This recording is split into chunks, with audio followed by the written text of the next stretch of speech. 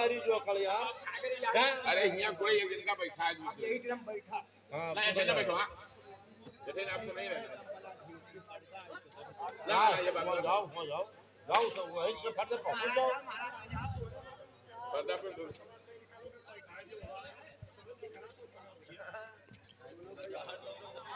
बंदी जन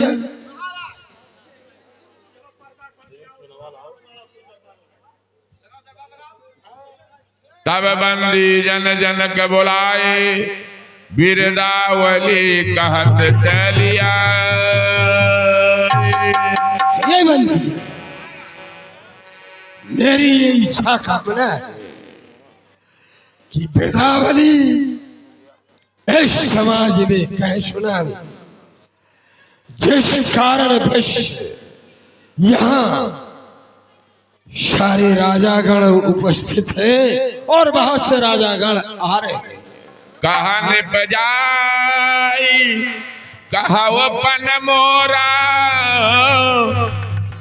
कहा निपजाए कहा पन मोरा और चले भाटैया रसन थोरा जो मैंने प्रण किया ये मेरी सारी बात है जाकर इस राज समाज में सुनाओ यही मेरी आज्ञा है। बोले बंदी बचन बर सुनहु सकल महिपाल पन विदेह कर कहां हम भुजा उठाए विशाल। ए राजाओं महाराजाओं हमारे महाराज जनक का ऐलान है कि जो ये धनुष का खंडन करेगा उन्हीं के मात सीता का विवाह होगा। वो दोनों हाथ उठा करके मैं कहता हूँ कि ये महाराज जी का प्रतिज्ञा है। बहुत बहुत और निपभुज बल विद शिव धराओ सीताराम तेरे सीताराम। इधर बंदी जन महाराज जनक की प्रतिज्ञा को बताते हैं। सारे तरफ ये खबर हाहाकार की तरह फैल जाती है और देश देशांतर के राजागण उस स्वयंवर के लिए प्रस्थान कर देते हैं क्योंकि महाराज जनक के यहाँ विदेह राज की कन्या सीता का स्वयंवर है। और बंदीजन ने बताया था हे देश देशांतर के राजागण जो इस महाधनुष क्योंकि ये महाधनुष क्यों कहा गया है इसमें 10,000 हाथी का बल है। ये खरडाली भोलेनाथ का दिया हुआ पिनाक नारायण नाम जपत है पाप होत है नारायण श्री नारायण नारायण नारायण श्री नारायण नारायण नारायण नारायण नारायण। अभी तो आप लोग जानते होंगे नारायण बाबा कहाँ से प्रकट हो गए। पहले मेरा परिचय लीजिए कि मैं कौन हूँ। मैं नारद हूँ ऋषि मुनि अज ब्रह्मपुत्र कहलाता हूँ। अच्छा और जब जहाँ होए धर्म की हानि वहाँ अवश्य मैं जाता हूँ।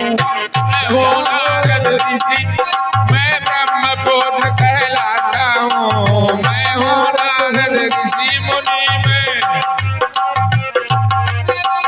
जब जहाँ होए धर्म की हानि और वहाँ अवश्य मैं जाता हूँ। और मर्द मेहरियम लगा के झगड़ा अलग अलग करवाता हूँ। मैं हूँ नारद ऋषि मुनि मैं ब्रह्मपुत्र कहलाता हूँ मैं हूँ नारद ऋषि मुनि मैं ब्रह्मपुत्र कहलाता हूँ मैं हूँ नारायण नारायण नारायण। ये मैं क्या देख रहा हूँ। अरे जनकपुर में तो धनुष यज्ञ का आयोजन किया गया है। देश देशांतर के राजा आए हुए हैं, लेकिन हमें कोई आनंद नहीं आ रहा है। हमें तो आनंद जब आएगा जब वहां पर कोई विवाद होगा, तभी तो नारद को आनंद आएगा। अब अगर संपूर्ण यज्ञ ये सफल हो गया तो नारद को आनंद नहीं। इसके लिए हमें क्या करना चाहिए? सीधे लंकापुरी को जाकर के और रावण को बताना चाहिए कि वहां धनुष यज्ञ का आयोजन हुआ है। अगर तुम जैसे प्रतापी राजा वहां नहीं पहुंचेंगे तो धनुष का खंडन कैसे होगा? और जब रावण वहां पहुंचेगा तो जरूर कोई ना कोई उपद्रव करेगा। इसलिए अब हमें लंकापुरी के लिए प्रस्थान करना चाहिए। और श्रीमन्नारायण नारायण श्रीमन्नारायण नारायण श्रीमन्नारायण नारायण श्रीमन्नारायण नारायण श्रीमन्नारायण। हेलो हेलो, माइक को सही कर दो, माइक को बढ़ा दो, इको दे दो। साउंड सर्विस महोदय से मेरा कृपया अनुरोध है। Hello hello hello hello hello hello hello hello hello hello.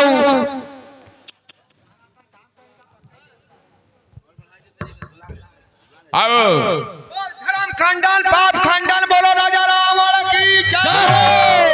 हमारे हिंद का रुतबा रहे सरकार का आला, हमेशा खुश नजर बख्शे में हरबानी का हक डाला। उदो के जान पर गालिब हमेशा खौफ खंजर हो, फतेह एक बार लक्ष्मी कदम कब्जे के अंदर हो। महाराज की जय हो। हाजिर करे नसीब शाही सर सलाम की, गर्दन के साथ सर झुके महाराज, हर आटो खासो याम की। महाराज जो करे आपसे दुश्मनी, वो दुश्मन आपका बर्बाद हो। आए मेरे साहिंसा आपका तख्त और ताज। शाबाश शाबाश शाबाश मेरे लंका के नायक राज दरबारियों, तुम लोग जानते हो कि रूह का सागर उठाकर फेंक देंगे माइक को।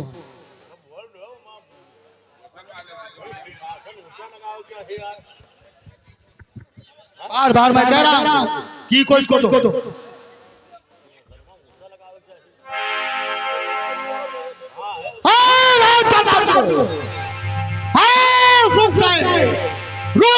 सागर पाते हुए अपनी रफ्तार से गर्जना भी मेरे हुंकार से। हिमालय हिमालय और सागर सब मेरे पीड़ा के नीचे तक आए, और मेरे भाई से विष्णु सोता है झील सागर में। क्यों ना हो महाराज? आए राज दरबारियों, कहिए महाराज। ये बताओ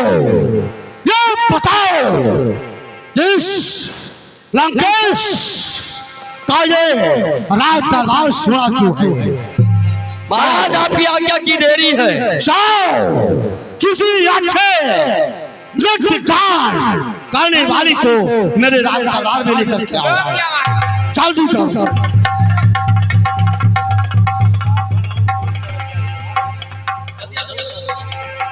हेलो। और इसी बीच दानवीरों में माननीय श्री सूर्य प्रकाश विश्वकर्मा जी।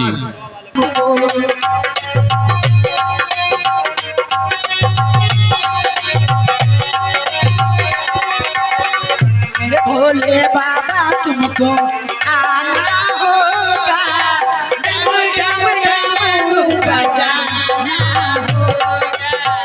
मेरे भोले बाबा तुझको आना होगा, डम डम डम बजाना होगा। और कैसा सुंदर जीवन सपना जीवन होगा, कैसा सुंदर सुंदर सपना जीवन होगा। मेरे भोले बाबा तुमको आना होगा।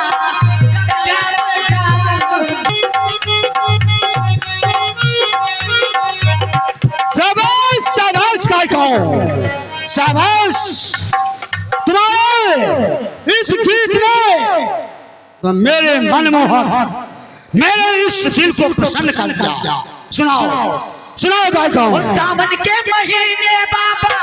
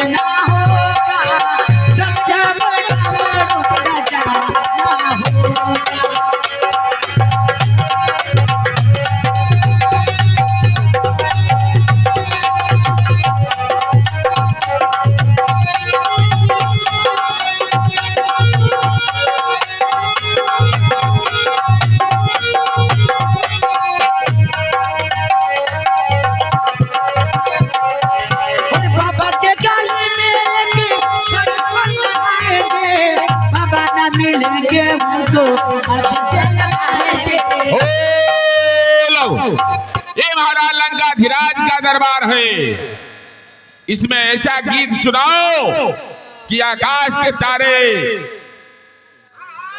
वही ओ रात जमे और रंग जमे, हाँ। आकाश के तारे खिल जाए, अच्छा तारे मुख से बोल उठे, खुल जाए। जी महाराज। मैं भी जानता हूँ, मैं भी जानता हूँ इस बात को, अज्ञान नहीं हूँ, लेकिन जिस गीत को इन्होंने सुनाया था वो गीत यहाँ पर शोभनीय नहीं था। लेकिन अगर तुम लोगों की इच्छा है सुनाओ, सुनाओ, सुनाओ, कोई सुनाओ सुंदरी के गीत को सुनाओ।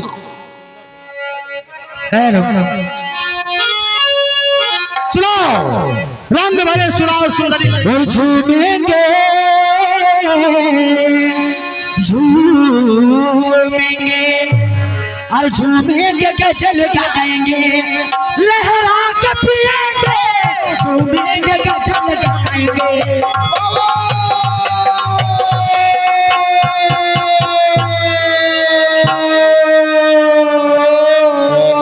और झूमेंगे गजल गाएंगे, के पिएंगे, झूमेंगे गजल गाएंगे,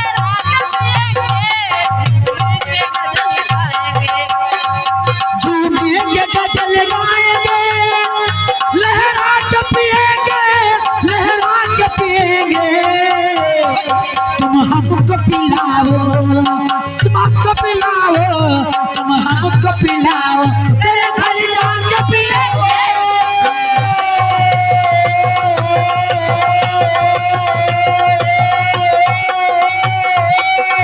जनक राज ने बहुत गलती किया जो आप जैसे महाप्रतापी राजा को निमंत्रण नहीं भेजा।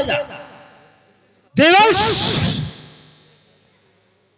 अगर निमंत्रण नहीं भेजा है तो मिथिलापुर हमारी जाने की आवश्यकता भी नहीं। नहीं, ऐसा मत करना। अरे लंकेश्वर, जब तुम जैसे वीर प्रतापी राजा वहां नहीं जाएगा तो उस धनुष का खंडन कौन करेगा? कौन महाराजा जनक के प्रतिज्ञा का पालन करेगा? नहीं भेजा है तो नहीं भेजा है, लेकिन आपका जाना अनिवार्य है। क्योंकि देवर्षि, बिना पुराने जाने से अपमान होता है। ओ, पहले वहां आप जाएंगे और पूछेंगे तो वो जरूर कारण बताएंगे कि आपके पास निमंत्रण क्यों नहीं है। अगर देवर्षि जनक राज पत्रिका को लिख करके यदि सागर में डाल देता तो सागर की इतनी हिम्मत नहीं थी, सागर की इतनी हिम्मत नहीं थी कि वो मुझको सूचना ना दे। वो तो बात है, अरे समुद्र की क्या औकात है आपके सामने, लेकिन हो सकता है कि कोई कारण रहा हो जो आपको पत्र ना दे सके हो विदेहराज। इसलिए ये मेरा आदेश है लंकेश, अगर तुम जैसे महाप्रतापी राजा वहां नहीं जाएंगे तो महाराजा विदेहराज का प्रण पूरा नहीं होगा, धनुष का खंडन नहीं होगा। वैसे देवर्ष, मैं नहीं चाहता, लेकिन आपने एक शब्द कहा कि उस यज्ञ स्वयंवर में बड़े बड़े वीर योद्धा है। हे देवर्ष, योद्धा में महायोद्धा, योद्धा में महायोद्धा, मेरे पृष्ठ भुजदंड, पृष्ठ भुजदंड 10 शीश की चारों दिशाओं में है, चारों तरफ विडंबना। इसलिए मैं एक योद्धा हूँ, इसलिए आपके आदेशानुसार अब जाऊंगा, मिथिलापुर जाऊंगा। देवर्ष,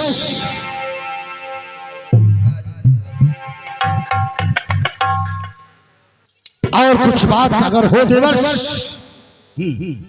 उसको भी बताओ। और कोई बात नहीं, अब बस यही तुम्हें सूचना देना था, वो मैंने दे दिया। अब आप मेरे चरणों में प्रणाम करके और जनकपुरी के लिए तुरंत प्रस्थान करें। वो तो होगा ही। ठीक है देवर्ष, मेरा प्रणाम स्वीकार करो। आयुष्मान भव। और अब ये दशानन मिथिलापुर को जाने के लिए अपनी तैयारी सोच रहा है। मेरा प्रणाम प्रणाम देवश। यशस्वी भव। आयुष्मान भव। जाओ। नारायण नारायण। अब यह जरूर जाएगा और यह वहां अवश्य उपद्रव मचाएगा। अब आग तो मैंने लगा दिया, लेकिन ये उपद्रव तो मचाएगा। इसके उपद्रव को रोकने वाला ही चाहिए, नहीं तो बड़ा गड़बड़ हो जाएगा। विदेहराज बहुत चक्कर में पड़ जाएंगे। इसलिए अब यहाँ से हमें पाताल लोक निवासी सोलपुर बाणासुर के पास पहुंचना चाहिए, क्योंकि इसका जवाब केवल बाणासुर ही दे सकता है।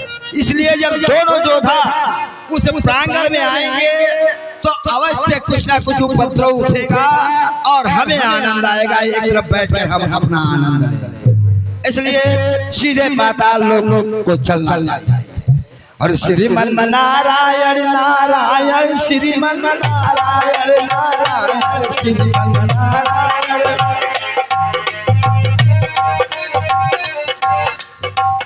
हेलो। और मान्य श्री बित्तन जी, मान्य श्री बित्तन है राजदरबारियों, देखो मैं मिथिलापुर के लिए प्रस्थान करने जा रहा हूं। और इस लंका का कार्यभार तुम लोगों को देखना है। जाओ जाओ तुम, और हम कुछ सोचना चाहते हैं।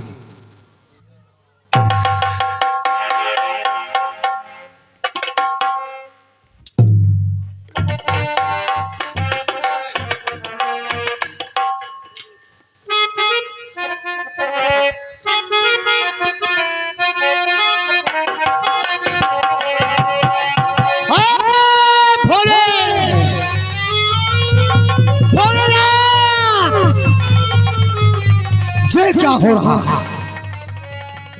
ये क्या हो रहा है? जैसे जैसे मैं मिथिलापुर के लिए पग रखता हूं, क्या हो रहा है? अरे ये बाई फुटंड फड़कती है, बाई फुटंड फड़कती है, आंख कान फड़फड़ाते हैं। मेरे आंखों के सामने चकाचौंध पहुनाग नजर आते हैं।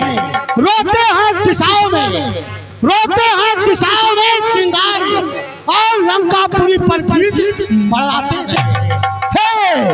हे भोलेनाथ, हे बताओ कि आज मेरे आंखों के सामने तो असगुन ही असगुन नजर आते हैं। क्या कारण है? लेकिन मैं चाहूंगा होने दो। असगुन हो रहा है, होने दो। मैं मिथिलापुर को अवश्य जाऊंगा, अवश्य जाऊंगा, जाऊंगा। जय भोले।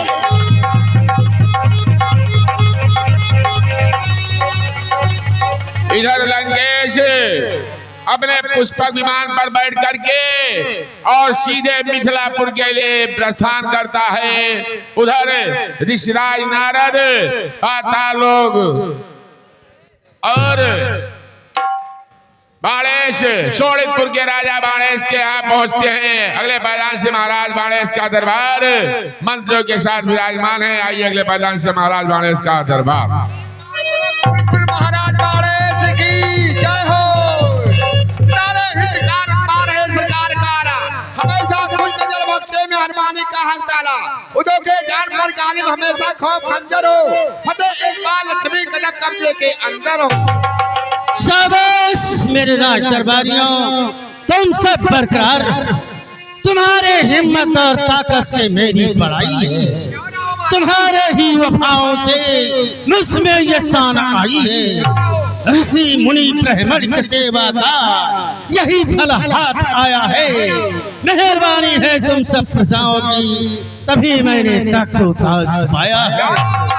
राजमंत्री, बन रही है संगठन, किस प्रजा की डोर में प्रजा अपने मर्जी से गुजरती है, या खैर में भाई भाई में सुलह है, या समाई फूट है। बोलो मेरे राज्य मंत्री, प्रजाओं में किस तरह की लूट है? महाराज स्वच्छ है आकाश, वायु भी मंद है, और पृथ्वी से लेकर के आकाश तक आनंद ही आनंद है। मेरे यश कीर्ति और गाथा को ये दुनिया है जानती। बताओ प्रजाएं हमें किस बात से है मानती? महाराज श्रद्धा प्रेम की भक्ति रग रग में बहती है, प्रजा आपको ईश्वर के तुल्य मानती है। ऐसा ही होना चाहिए, क्योंकि कहा गया है बजे ताली युगल कर से, बजे ताली युगल कर से।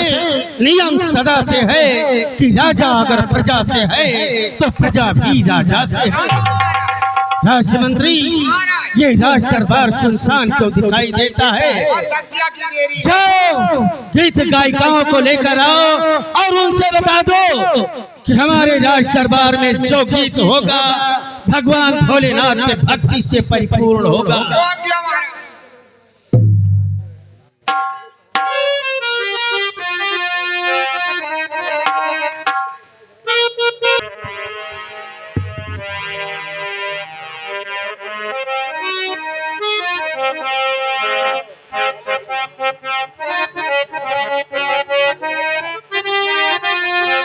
हेलो भैया, कमेटी वाले कहाँ पहले वही वाली भजन फिर हुई।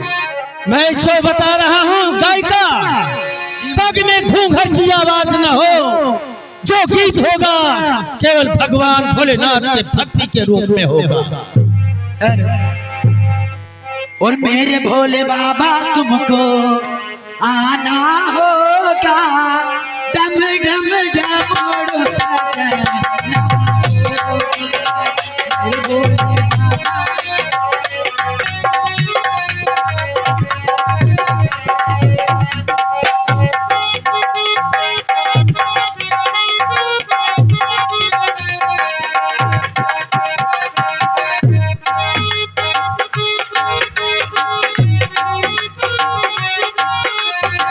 सावन के महीने बाबा कमर लेके आएंगे, गंगा और जल से बाबा तुमको नहलाएंगे।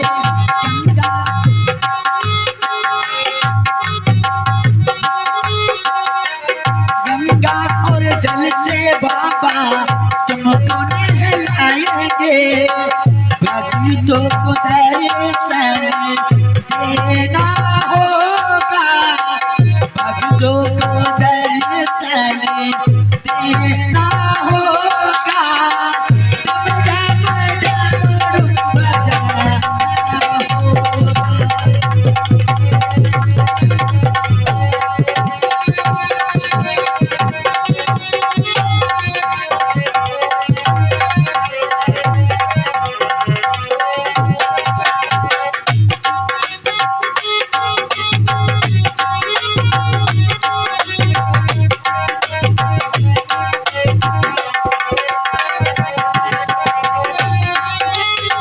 पानी और फूल बाबा तुमको चढ़ाएंगे, माथे का भोले माथे से लगाएंगे।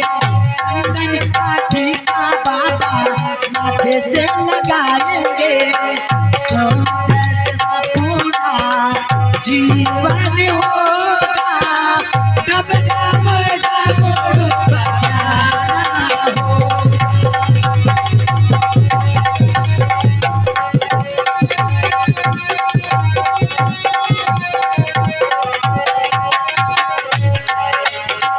मेरे भोले बाबा तुमको आना होगा, डम डम डम बजाना होगा।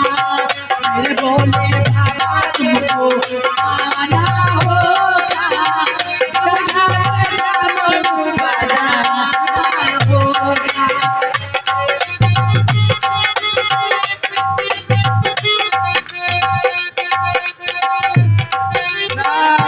नारायण नारायण। अरे ओ मनवा खेती करो हरि के नाम की, ओ मनवा खेती खेती करो हरि के नाम की ओ मनवा।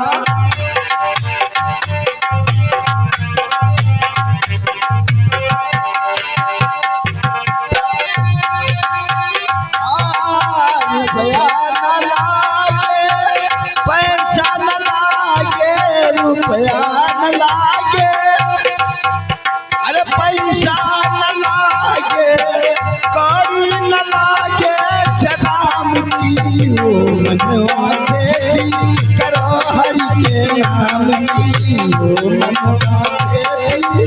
नारायण नारायण नारायण। शायद मैं बाजू महाराज आयुष्मान भवन, तुम्हारे महाराज इस समय दरबार में हैं। जाओ अपने महाराज से बता दो कि दरवाजे पर देव ऋषि नारद जी आए हैं।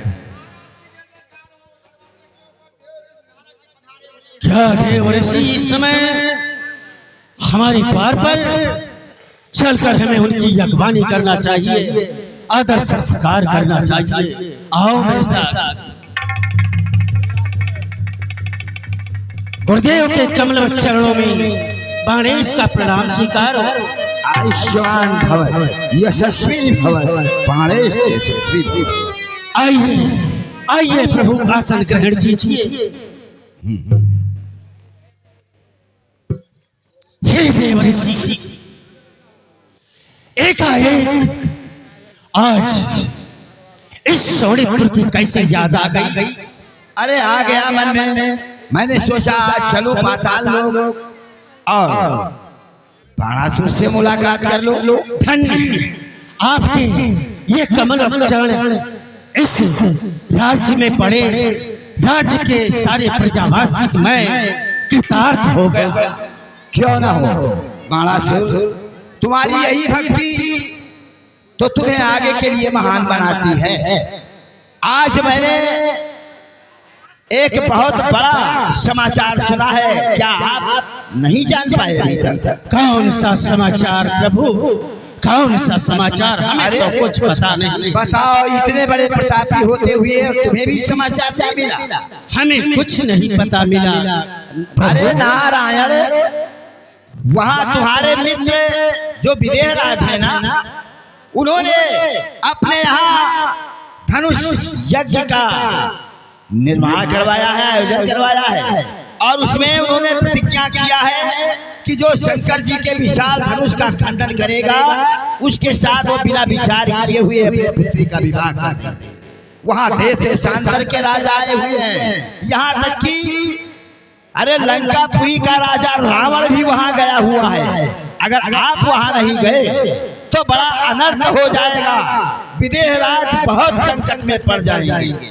हे परम पूज्य देव ऋषि, वैसे चाहे मित्र हो, चाहे शत्रु हो, चाहे कोई अपना हो, चाहे गैर हो, बिना बुलाए हुए उसके द्वार पर अगर कोई जाता है तो उसका सम्मान नहीं होता है।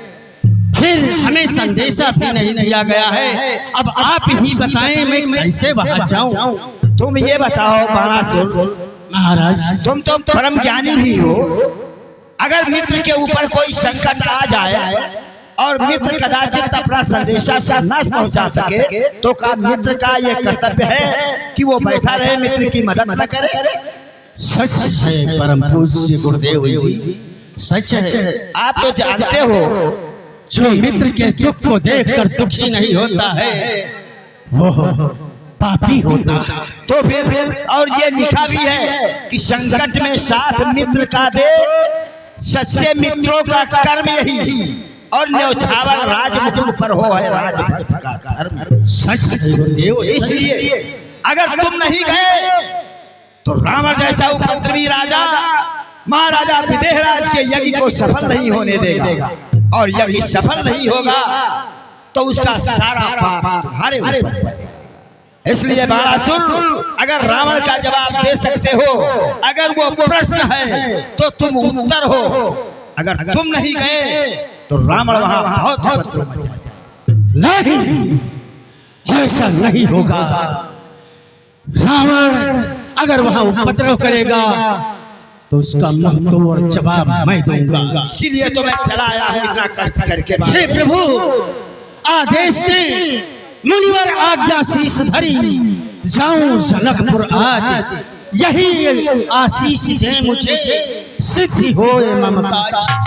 आयुष्मान भवत पारेश, आयुष्मान भव, विजयी भव। जाओ, तुम्हारा यश कीर्ति तो हमेशा से ही भगवान शंकर के तुम एक पुत्र भी हो, और उनका यश तुम्हारे साथ हमेशा मौजूद रहा है। तुम्हारे सामने तो तीनों लोकों में कोई लड़ने वाला ठहरता ही नहीं। प्रणाम गुरुदेव। जाओ, आज उसकी आवश्यकता। नारायण नारायण नारायण। अब ये दोनों शक्तिशाली योद्धा उस जनकपुर के प्रांगण में पहुंचेंगे।